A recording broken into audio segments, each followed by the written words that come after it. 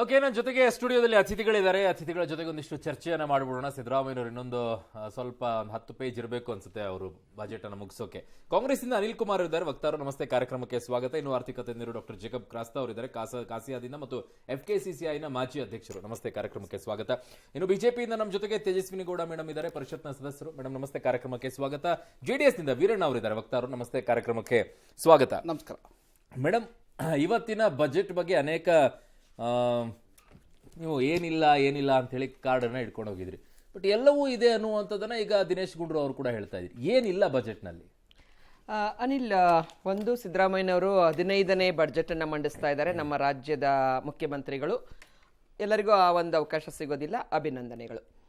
ಎರಡನೇದು, ರಾಜ್ಯಪಾಲರ ಭಾಷಣದ ನಂತರ ಆರಂಭದಲ್ಲಿಯೇ ಕೂಡ ಅವರಿಗೆ ಇಂಥ ಒಂದು ಕಠಿಣ ಪರಿಸ್ಥಿತಿನಲ್ಲಿ ಬರಗಾಲ ತುಂಬ ತೀವ್ರವಾಗಿದೆ, ರಾಜ್ಯದಲ್ಲಿ ಅನೇಕ ಸವಾಲುಗಳಿದೆ, ಅಭಿವೃದ್ಧಿ ಕಾರ್ಯಗಳು ಜಾರಿಯಾಗಿಲ್ಲ, ಮಾಡೋಕ್ಕಾಗಿಲ್ಲ, ಗ್ಯಾರಂಟಿ ಯೋಜನೆಗಳನ್ನು ಜಾರಿಗೊಳಿಸಿದ್ರಿಂದ ಅನೇಕ ಸಮಸ್ಯೆಗಳು ಉದ್ಭವ ಆಗಿದೆ, ಅದನ್ನು ಹೇಗೆ ಅಡ್ರೆಸ್ ಮಾಡ್ತೀನಿ ಅಂತ ಹೇಳುವ ಬದಲು ಮೊದಲಿಗೆನೆ ಕೇಂದ್ರವನ್ನು ನಿಂದಿಸುವ ಒಂದು ಆರಂಭವನ್ನು ಅವ್ರು ಮಾಡ್ತಾರೆ. ನೀವು ಪ್ಲೇ ಕಾರ್ಡ್ ಬಗ್ಗೆ ಹೇಳಿದ್ರಿಂದ ನಾನು ಹೇಳ್ತಾ ಇದ್ದೀನಿ, ಮೊದಲ 2-3 ಪೇಜ್ ಓದಿದ ತಕ್ಷಣ ಆ ರೀತಿ ಕೇಂದ್ರವನ್ನು ನಿಂದಿಸುವ ಮೂಲಕ ಒಂದು ರಾಜ್ಯ ಸರ್ಕಾರ ತನ್ನ ವೈಫಲ್ಯಗಳನ್ನು ಮುಚ್ಚಿಕೊಳ್ತಾ ಇದೆ ಅನ್ನುವಂತಹ ಒಂದು ಭಾವನೆ ಬಂದ ತಕ್ಷಣ ಸಹಜವಾಗಿ ಒಂದು ಪೊಲಿಟಿಕಲ್ ಪಾರ್ಟಿಯಾಗಿ ರೂಲ್ ಮಾಡಿದಂಥ ಪಾರ್ಟಿಯಾಗಿ ನಮ್ಮ ಈಗಾಗಲೇ ಬೊಮ್ಮಾಯಿ ಅವರು ಮಾತಾಡಿದ್ದ, ನಮ್ಮ ಅಶೋಕ್ ಅವರು, ನಮ್ಮ ಅಧ್ಯಕ್ಷರಾದಂಥ ವಿಜಯೇಂದ್ರ ಅವರು ಮಾತಾಡಿದ್ದಂತ ತಾವು ಕೇಳಿದ್ರಿ.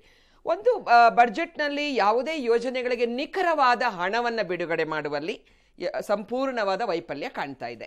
62ನೇ ಪೇಜಲ್ಲಿ ಮಕ್ಕಳ ಉದ್ದೇಶಿತ ಕಾರ್ಯಕ್ರಮಗಳಿಗೆ 52,000 ಕೋಟಿ ನಿರ್ದಿಷ್ಟ ಒಂದು ನಿಧಿಯನ್ನು ಬಿಟ್ಟರೆ, ಬೇರೆ ಕಡೆ ಅಂದರೆ ಒಂದು ವೇಗಾಗಿ ಇದೆ, ಸ್ಪೆಸಿಫಿಕ್ ಆಗಿ ನಿಖರವಾಗಿ ಇಂಥ ಯೋಜನೆಗಳಿಗೆ ಅಂತಕ್ಕಂಥದ್ದಿಲ್ಲ. ಮತ್ತು ರಾಜಸ್ವ ಸಂಗ್ರಹದಲ್ಲಿ ವಿಶೇಷವಾಗಿ ಈಗ ನೋಡಿ, ಬಡ್ಜೆಟ್ನ ಗಾತ್ರ 3,17,000 ಕೋಟಿಯಿಂದ 3,71,000 ಕೋಟಿಗೆ ಗಾತ್ರ ದೊಡ್ಡದಾಗಿದೆ. ಆದರೆ ರಾಜಸ್ವ ಸಂಗ್ರಹಣೆಯಲ್ಲಿ 14,000 ಕೋಟಿಯ ಕೊರತೆಯನ್ನು ನಾವು ಎದುರಿಸ್ತಾ ಇದ್ದೀವಿ. ಆದರೆ ಕೇಂದ್ರದ ಒಂದು ಏನು ನಮ್ಮ ಒಂದು ನೆರವಿದೆ ಅದು ಜಾಸ್ತಿ ಆಗಿದೆ, ಕೇಂದ್ರದ ನೆರವು ಕಡಿಮೆ ಆಗಿಲ್ಲ. ಹಾಗಿದ್ದಾಗ್ಯೂ ಕೂಡ ಮುಖ್ಯಮಂತ್ರಿಗಳು ಕೇಂದ್ರವನ್ನು ನಿಂದಿಸುವ ಮೂಲಕ ಅಥವಾ ತಮ್ಮ ಒಂದು ಯೋಜನೆಗಳನ್ನ ಚೆನ್ನಾಗಿದೆ ಹೇಳ್ತಾ ಇರ್ತಕ್ಕಂಥದ್ರ ಭಾಷೆ, ಉಲ್ಲೇಖಗಳು, ಅನೇಕ ಮಹನೀಯರ ಒಂದು ಉಕ್ತಿಗಳನ್ನ ಚೆನ್ನಾಗಿ ಬಳಸಿದ್ದಾರೆ. ಅದನ್ನ ಎದ್ದು ಕಾಣುತ್ತೆ. ಕಾಂಗ್ರೆಸ್ನಲ್ಲಿ BL ಶಂಕರ್ ಅಂತ ಅವರು ಅನೇಕರ ಒಂದು ಡ್ರಾಫ್ಟ್ ತುಂಬಾ ಚೆನ್ನಾಗಿ ಮಾಡಿದ್ದಾರೆ. ಆದ್ರೆ ಆ ಡ್ರಾಫ್ಟ್ ಒಳಗಡೆ ಮೂರ್ತಿ ಚೆನ್ನಾಗಿದೆ, ಆದ್ರೆ ಒಳಗಡೆ ಇರ್ತಕ್ಕಂಥ ಜೀವ ಅಥವಾ ಪ್ರಾಣ ಪ್ರತಿಷ್ಠೆ ಚೆನ್ನಾಗಿಲ್ಲ, ಅದ್ರೊಳಗಡೆ ಪ್ರಾಣ ಇಲ್ಲ ಅಂತಕ್ಕಂಥ ಒಂದು ಭಾವನೆಯನ್ನ ಬಿಜೆಪಿ ಹೇಳಕ್ಕೆ. ಅನಿಲ್ ಅವರೇ, ನಾನಿವತ್ತು ರಾಜ್ಯ ಬರಗಾಲದಲ್ಲಿರುವಂಥ ಸಂದರ್ಭದಲ್ಲಿ ರೈತರ ಬೆಳೆ ಪರಿಹಾರದ ವಿಚಾರದಲ್ಲಿ ಏನಾದರೂ ಆಗುತ್ತೆ ಅಂತ ಅನ್ಕೊಂಡಿದ್ದೆ, ಅದರ ಜೊತೆಗೆ ಮೇವಿನ ವಿಚಾರದಲ್ಲಿ ಏನಾದರೂ ಆಗುತ್ತೆ ಅಂತ ಅನ್ಕೊಂಡಿದ್ದೆ, ಕುಡಿಯೋ ನೀರಿನ ವಿಚಾರದಲ್ಲಿ ಏನಾದರೂ ಆಗುತ್ತೆ ಅಂತ ಅನ್ಕೊಂಡಿದ್ದೆ. ಬಟ್ ಆ ಥರ ಫೋಕಸ್ಡ್ ಆಗಿದ್ದಂಗೆ ಕಾಣಿಸ್ತಾ ಇಲ್ಲ ಅಂತ.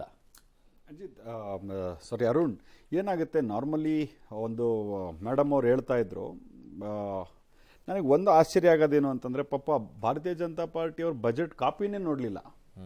ಇರಿಗೇಷನ್ ಡಿಪಾರ್ಟ್ಮೆಂಟ್ಗೆ ಸರಿಸುಮಾರು 8,000 ಕೋಟಿ, ಪಾಪ ವಿಜಯೇಂದ್ರ ಅವ್ರು ಹೇಳ್ತಾ ಇದ್ರು ನೀರಾವರಿ ಕ್ಷೇತ್ರಕ್ಕೆ ಏನು ಕೊಟ್ಟಿಲ್ಲ ಅಂತ, 8,000 ಕೋಟಿ ಎಕ್ಸ್ಟ್ರಾ ಕೊಟ್ಟಿದ್ದಾರೆ. ಸೊ ಅದೇ ರೀತಿ ಎಜುಕೇಷನ್ ಡಿಪಾರ್ಟ್ಮೆಂಟಿಗೆ ಸರಿಸುಮಾರು 7,000 ಕೋಟಿ ಜಾಸ್ತಿ ಕೊಟ್ಟಿದ್ದಾರೆ. ಹೆಲ್ತ್ ಸರಿಸುಮಾರು 3,500 ಕೋಟಿ ಎಕ್ಸ್ಟ್ರಾ ಕೊಟ್ಟಿದ್ದಾರೆ. ಅದೇ ರೀತಿ ಎನರ್ಜಿ ಸೆಕ್ಟರು ಸರಿಸುಮಾರು 1% ಅಂದರೆ ಆಲ್ಮೋಸ್ಟ್ 3,500 ಕೋಟಿ ಎಕ್ಸ್ಟ್ರಾ ಕೊಟ್ಟಿದ್ದಾರೆ.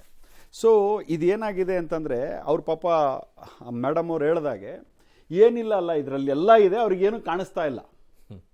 ಎಲ್ಲ ಇದೆ ಇದರಲ್ಲಿ, ಏನಿಲ್ಲ ಅಂತ ಕೇಳಿ, ಏನಿಲ್ಲ ಅಲ್ಲ, ಏನಿಲ್ಲ ಅಂತ ಕೇಳಿ, ಎಲ್ಲನೂ ಇದೆ ಬಜೆಟ್ನಲ್ಲಿ ಪಾಪ. ಆದರೆ ನಾನು ಒಂದು ಹೇಳ್ತೀನಿ, ಭಾರತೀಯ ಜನತಾ ಪಾರ್ಟಿಯವ್ರಿಗೆ ಎಲೆಕ್ಷನ್ ಒಂದು ಇರಲಿಲ್ಲ ಅಂದರೆ ಮೇ ಬಿ ಒಪ್ಕೊಂಡ್ಬಿಟ್ಟಿರೋರು, ಇದರಲ್ಲಿ ಏನೋ ಇದೆ, ಎಲೆಕ್ಷನ್ ಇದೆ, ಇದನ್ನ ಹೆಂಗ್ ಯಾವ ಸರ್ಕಾರನೂ ಒಪ್ಕೊಳ್ಳಲ್ಲ ಬಿಡಿ, ಯಾವ ಪಕ್ಷದ ಸರ್. ಇಲ್ಲ ತೇಜಸ್ವಿನಿ ಮೇಡಮ್ ಅಂತವರು, it does not mean any politically she may be an opponent to me, but ಕೆಲವೊಂದು ಸತ್ಯ ಇದ್ದಾರೆ, ಅವರು ಒಪ್ಕೊಳ್ತಾರೆ. ಅದ್ರ ತಕ್ಕಂಗೆ ಭಾರತೀಯ ಜನತಾ ಪಾರ್ಟಿ ಅವ್ರು ಒಳ್ಳೆ ಕೆಲಸ ಮಾಡಿದ್ರು ನಾನು ಸಹ ಒಪ್ಕೊಳ್ತೀನಿ. ಯಾವ ಒಂದು ಕ್ಷೇತ್ರವನ್ನ ಕೈ ಬಿಟ್ಟಿದ್ದಾರೆ ಅಂತ ಹೇಳಿ ಭಾರತೀಯ ಜನತಾ ಪಾರ್ಟಿ ಸ್ಪೆಸಿಫಿಕ್ ಆಗಿ, ನನ್ನ ಪ್ರಶ್ನೆ ಅದಾಗಿರ್ಲಿಲ್ಲ. ಈ ಬಾರಿ ತುಂಬಾ ಸಮಸ್ಯೆ ಆಗ್ತಿರೋದು ಬರಗಾಲದ ವಿಚಾರದಲ್ಲಿ. ಸೊ ಸ್ಪೆಸಿಫಿಕ್ ಆಗಿ ಮೇವಿನ ವಿಚಾರ, ಕುಡಿಯೋ ನೀರಿನ ವಿಚಾರ, ಅದಕ್ಕೆ ಫೋಕಸ್ಡ್ ಆಗಿ ಇರ್ತಾರೆ ಅಂತ ಅನ್ಕೊಂಡಿದ್ದೀನಿ ಬಜೆಟ್. ಸರ್, ಈಗ ಯು ಆರ್ ಅಬ್ಸಲ್ಯೂಟ್ಲಿ ರೈಟ್. ಈಗ SDRF NDRF ಎರಡರದ್ದು ನಮಗೆ ದುಡ್ಡು ಬರಬೇಕು. ಕೇಂದ್ರ SDRF ಇಲ್ಲೇ ಇರುತ್ತೆ, NDRF ಒಂದೇ ಬರಬೇಕಾಗಿ. ಸರ್, NDRF ದುಡ್ಡು ಬರಬೇಕು. SDRF NDRF ಎರಡರೂ ದುಡ್ಡು ನಮ್ಮ ಹತ್ರ ಇರೋದ್ರಿಂದ ಅದನ್ನ ಇದರಲ್ಲಿ ಸ್ಪೆಸಿಫಿಕ್ ಆಗಿ ಮೆನ್ಷನ್ ಮಾಡಿಲ್ಲ. Point number 1. ಪಾಯಿಂಟ್ ನಂಬರ್ 2, ಇದ್ರ ಬಗ್ಗೆ ನಾನು ನಿನ್ನೆ ಸಹ ಚರ್ಚೆ ಆಯ್ತು ಇದ್ರ ಬಗ್ಗೆ. ಅಂದ್ರೆ ಬಸವರಾಜ ರಾಯರೆಡ್ಡಿ ಅವ್ರ ಹತ್ರ ನಾನು ಮಾತಾಡ್ತಾ ಇದ್ದೆ. ಯಾಕೆ ಹೇಳ್ತಾ ಇದ್ದಾರೆ ಅಂತಂದ್ರೆ, we have already place the request in front of the central government. ಅಕಸ್ಮಾತ್ ಬಂತು ಅಂದ್ರೆ ಈ ಒಂದು 4-5 ತಿಂಗಳಿಗೇನು, ಸೊ ಸಮ್ಮರ್ ಸೀಸನ್ಗೆ ಅದು ಸಾಕಾಗ್ತದೆ ಅನ್ನೋದು. ಬಟ್ ಹಾನೆಸ್ಟ್ಲಿ ಸ್ಪೀಕಿಂಗ್, ನನಗೆ ಒಂದು ಇದ್ದಿದ್ದಂಥ ಒಂದು ಏನಿತ್ತು ಈ ಪರ್ಟಿಕ್ಯುಲರ್ ಬಜೆಟ್ನಲ್ಲಿ ಅಂದರೆ, ಏನಾದ್ರು ಒಂದು 2 ಡ್ಯಾಮ್ಗಳ ಬಗ್ಗೆ ಏನಾದ್ರು ಪ್ರಪೋಸ್ ಮಾಡ್ತಾರೆ ಅನ್ನೋದು ಹಾನೆಸ್ಟ್ ಆಗಿ ನನ್ನೊಂದು ಆಸೆ ಇತ್ತು. ಅದು ಇಲ್ಲ. ಐ ಆಮ್ ಲಿಟಲ್ ಏನಂತೀರಿ, ಆ ಒಂದು ವಿಚಾರದಲ್ಲಿ I have some reservations. Okay, done. Veeren ಅವರ ಬರ್ತೀನಿ ಮೇಡಮ್. ಎಸ್ ವೀರೇಣ್ ಸರ್, 15ನೇ ಬಡ್ಜೆಟ್ ಮಂಡಿಸಿರುವಂತ ನಮ್ಮ ಮುಖ್ಯಮಂತ್ರಿಗಳಾದ ಸಿದ್ದರಾಮಯ್ಯರು ಎಲ್ಲೋ ಒಂದ್ ಕಡೆ ಎಡವಿರೋದು ಸ್ಪಷ್ಟವಾಗಿ ಕಾಣ್ತಾ ಇದೆ. ಹೌದು, ಎಡವಿದ್ದಾರೆ ಬಡ್ಜೆಟ್ ನಲ್ಲಿ. ಆರ್ಥಿಕ ಅಶಿಸ್ತು ಎದ್ದು ಕಾಣಿಸ್ತಾ ಇದೆ. ನೋಡಿ, ಈ ಸಲ ಸಾಲ ಮಾಡ್ತಾ ಇರೋದು 1,05,246 ಕೋಟಿ. ಹಿಂದೆ 2013-18 ಏನ್ ಮಧ್ಯ 5 ವರ್ಷ ಆಡಳಿತ ಮಾಡಿದ್ರು ಸನ್ಮಾನ್ಯ ಸಿದ್ದರಾಮಯ್ಯವರು, 1,58,208 ಕೋಟಿ 5 ವರ್ಷಕ್ಕೆ ಸಾಲ ಮಾಡಿದ್ದು. ನನ್ನ ಹತ್ರ ಇದೆ, ಡಾಟಾ ಇದೆ. ಈಗ 5 ವರ್ಷದ ಈಗ ಮಾಡ್ತಾ ಇರೋದು ಇಷ್ಟು. ಕಳೆದ ವರ್ಷ ಅಂದ್ರೆ ಈಗ ಏನು 85,800 ಕೋಟಿ ಎಸ್ಟಿಮೇಟ್ ಮಾಡಿದ್ರು. ಈಗ ಮತ್ತೆ ರಿವೈಸ್ಡ್ 66,000 ಕೋಟಿ ಏನೋ ಸಾಲ ಅಂತ ಹೇಳ್ತಾ ಇದ್ದಾರೆ. ಇವತ್ತು ನಮ್ಮ ಕರ್ನಾಟಕದ ರಾಜ್ಯದ ಸಾಲ ಇರೋದು 6,65,095 ಕೋಟಿ. 50% ಮಿತಿನ ಮಾನ್ಯ ಸಿದ್ದರಾಮಯ್ಯವರು ಟಚ್ ಮಾಡಿಬಿಟ್ರು ಇವತ್ತು. ಅಂದ್ರೆ ಸಾಲ ಮಾಡೋದ್ರಲ್ಲಿ ಇವರೇ ಪ್ರಭಾವಿ ಆಗಿದ್ದಾರೆ, ಅಂದ್ರೆ ಮೊದಲನೆಯವರು ಆಗ್ಬಿಟ್ಟಿದ್ದಾರೆ. ಇದೇ ರೀತಿ ನಮ್ಮ ರಾಜ್ಯ ಮುಂದುವರಿದ್ರೆ ಮುಂದಿನ ದಿನಗಳಲ್ಲಿ ಬಹಳಷ್ಟು ಕಷ್ಟದ ಕಾಲ ಎದುರಿಸಬೇಕಾಗುತ್ತೆ. ಈಗ ನೋಡಿ, ಈ ವರ್ಷ 8-9 ತಿಂಗಳಾಯ್ತು ಈ ಸರ್ಕಾರ ಬಂದು, ಯಾವುದೇ ಅಭಿವೃದ್ಧಿ ಕೆಲಸ ಆಗಿಲ್ಲ. ಕ್ಯಾಪೆಕ್ಸ್ ಇನ್ವೆಸ್ಟ್ಮೆಂಟ್ ಆಗಿಲ್ಲ. ಕ್ಯಾಪಿಟಲ್ ಎಕ್ಸ್ಪೆಂಡಿಚರ್ ಅಲ್ಲಿ ಬಂಡವಾಳ ಇದಾಗಿಲ್ಲ. ಆಮೇಲೆ ಡಿಸೆಂಬರ್ ವರೆಗೂ ನೋಡೋದಕ್ಕೆ ಹೋದ್ರೆ ಖಂಡಿತ ರಾಜ್ಯಕ್ಕೆ ಏನು ರಾಜಸ್ವ ಇದೆ ಅಲ್ಲೂ ಕೂಡ ಕೊರತೆ ಆಗಿದೆ. ಕೇವಲ 67.69% ಮಾತ್ರ ಬಂದಿದೆ. 75% ಬರಬೇಕಿತ್ತು, ಕಮ್ಮಿ ಆಗಿದೆ. 15% ಕೊರತೆ ಇದೆ ಅಲ್ಲೂ ಕೂಡ.